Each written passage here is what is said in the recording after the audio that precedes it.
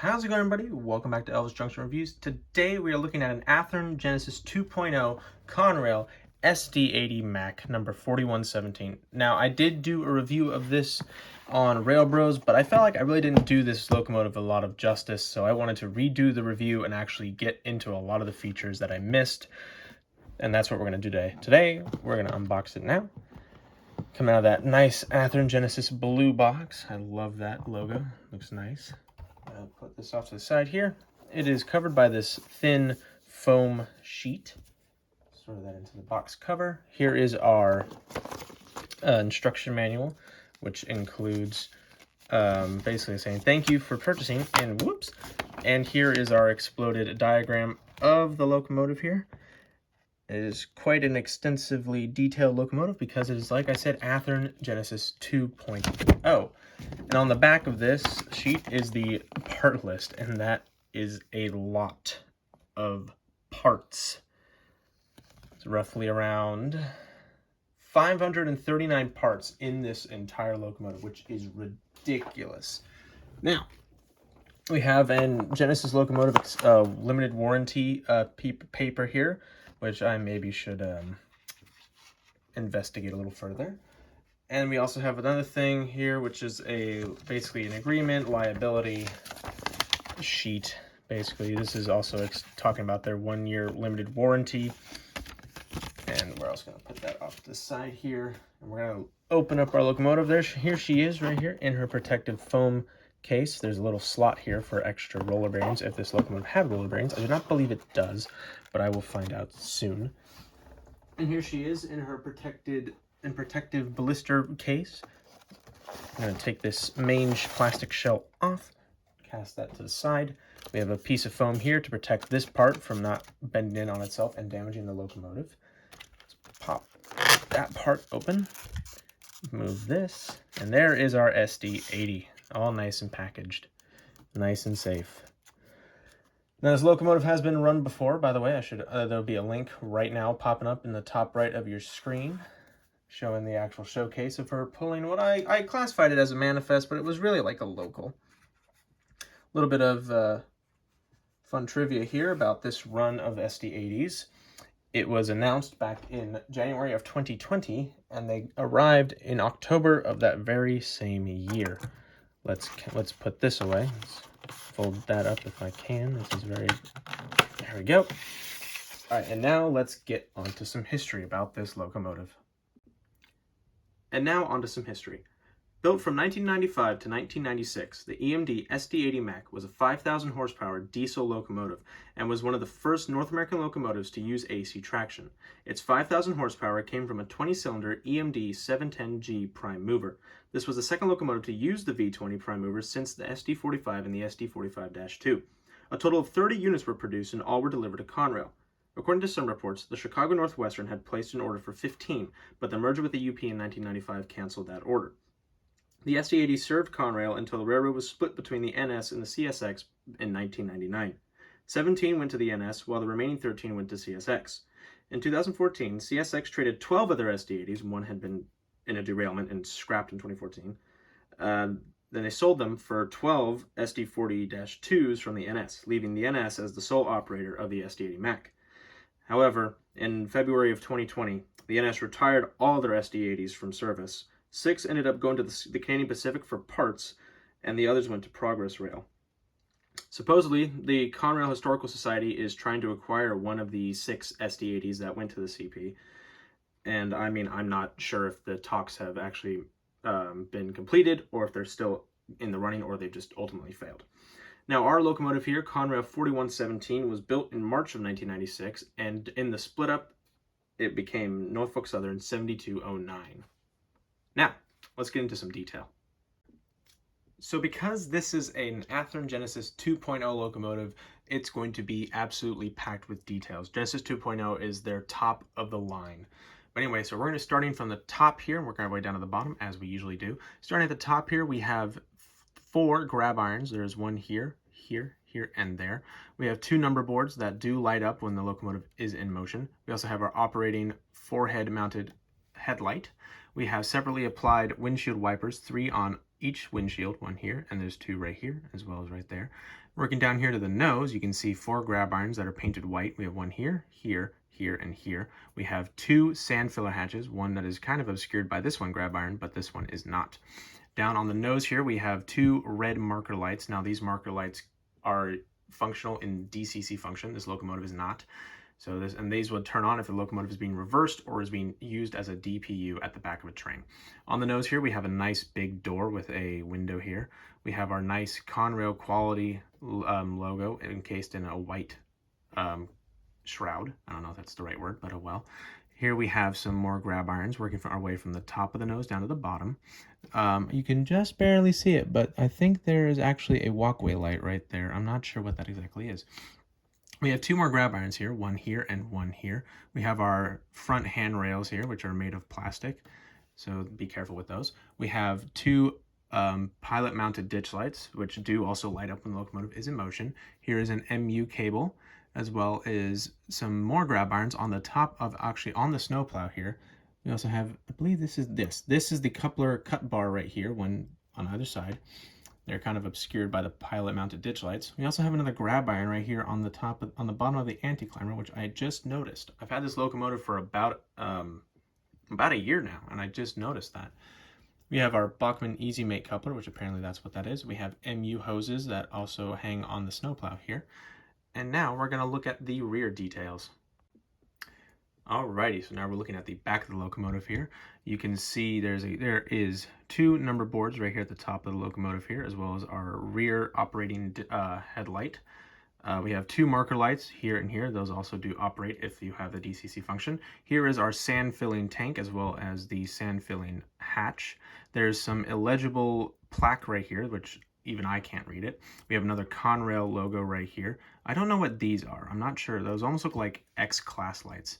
We also have our rear handrails here, which are also made of plastic.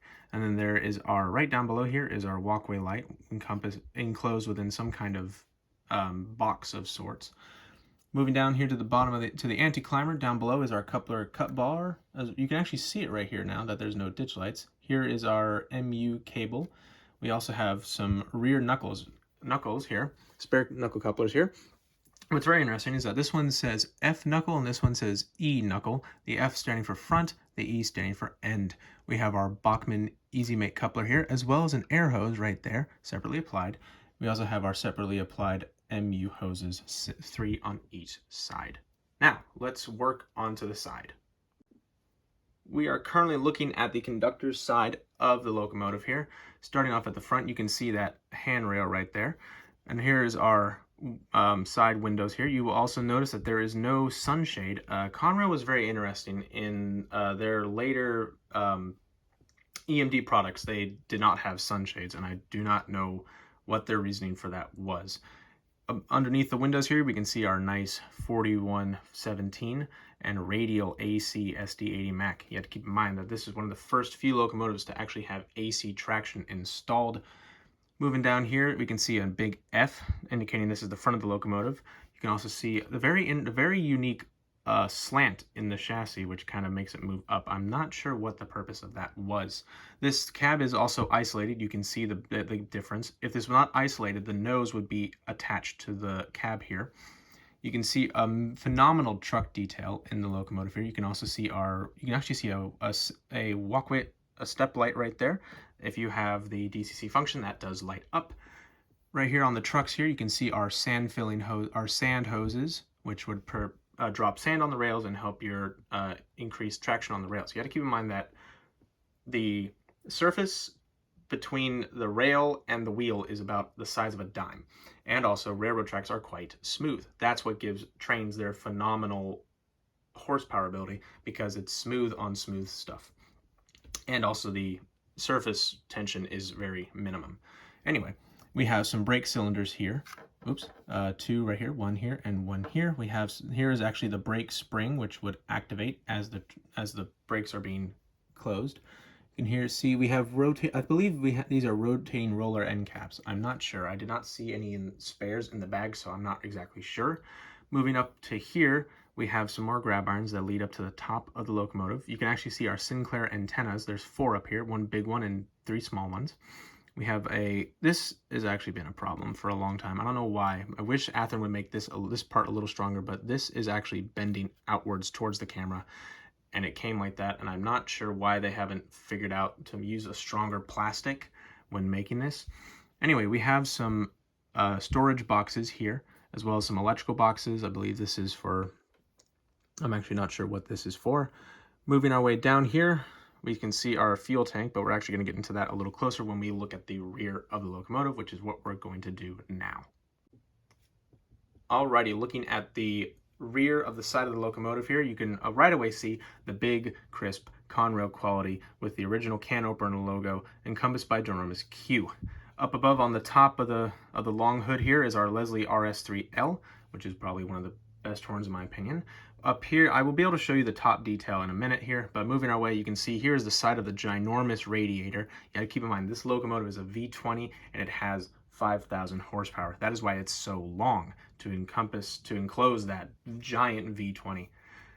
Moving on here, you can see our dynamic brakes location. Now, the interesting thing about this locomotive and the SD90 was that EMD chose to put the dynamic brakes at the rear of the locomotive so that the cab would not have a loud noise. On SD70s and SD60s, SD50s, all the dynamic brakes were right behind the cab. If you look at my Conrail SD60 video, you can see the dynamic brakes. I did point those out. But anyway, the dynamic brake is on the back here. Unfortunately, you cannot see through these grates. I really wish you could. That would be a really cool thing in my opinion. Looking down here at the fuel tank here, this is a ginormous fuel tank. I mean, it needed to be. This is a powerful locomotive. You can see some nice red detailing on the top locomotive. Here is our fuel gauge bar right here, as well as I believe that is the stop fuel button. I'm not exactly sure. There's also some illegible printing right here, as well as right here. And also there's more right here, there, and there's just a bunch of illegible writing. And finally, you can pretty much, the truck detail is pretty much the same. They're just the other way around. And here is another step light. All right, so let's look at the top of the locomotive. Okay, so now I'm looking at the top of the locomotive here. You can really see those Sinclair antennas now. And I don't know what these exactly are. These look like magnets, but I'm not exactly sure what they are.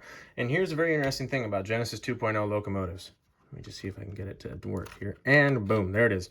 The cab, the top of the cab, the roof here is held in by magnets. You can see them right there.